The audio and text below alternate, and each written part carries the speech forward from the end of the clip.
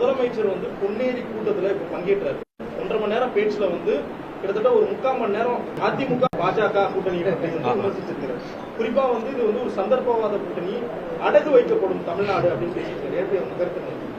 அப்ப இவங்க 99ல வந்து பாரதிய ஜனதா கட்சியோட கூட்டணி வச்சிருந்தாங்களா? அப்போ அடகு வச்சிருந்தாங்களா?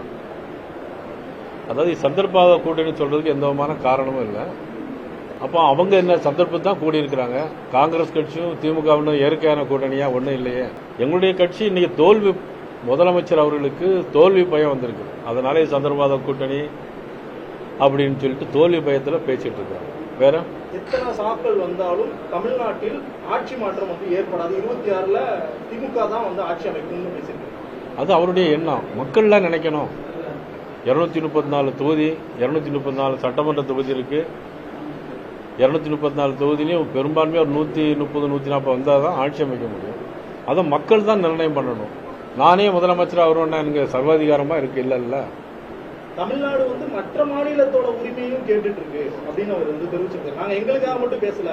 நீட்டு, மும்மொழி கொள்கை, இது எல்லாத்துக்கும் அதிமுகவோட நிலைப்பாடு என்ன, பாஜக அதுக்கு எதிராக செயல்படுதுன்னு சொல்றேன். மும்மொழி கொள்கையை நான் திருப்பி நீங்க கேட்டுட்டே இருக்கிறீங்க, சொல்லிட்டே தான் இருக்கிறேன். மும்மொழி கொள்கையை பொறுத்தவரைக்கும் அவங்க வந்து இந்திய படிங்கன்னு சொல்லவே இல்லை. ஏதாவது இந்திய நாட்டில் உள்ள ஏதாவது ஒரு மொழியை நீங்க படிங்க அப்படின்னு சொல்றாங்க.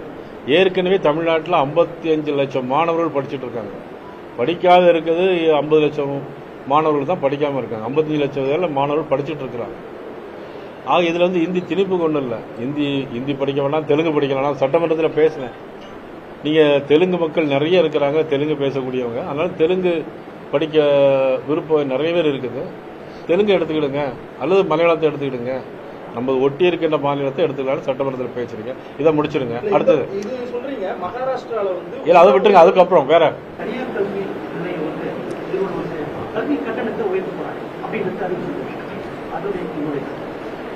நீ அதை கட்டுப்படுத்த வேண்டியது யாரு? தமிழ்நாடு முதலமைச்சர் தானே கட்டுப்படுத்தணும்.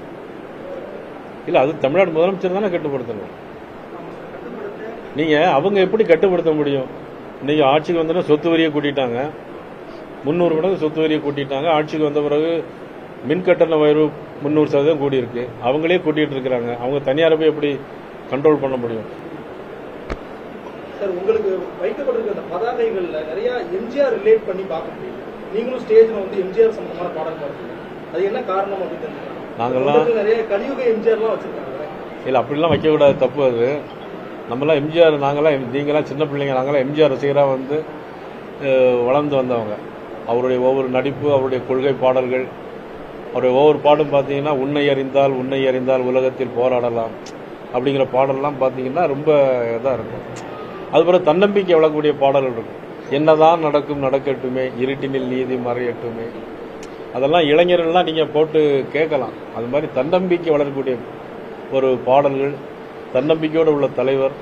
அவர் நினைத்தது முடிப்பானவர். அவர் நினைச்சாரு, ஆட்சிக்கு வந்தாரு, மக்களுக்கு நன்மை செய்தாரு. எப்படியா எம்ஜிஆர் பாட்டை பாடகி வச்சுக்கோங்க.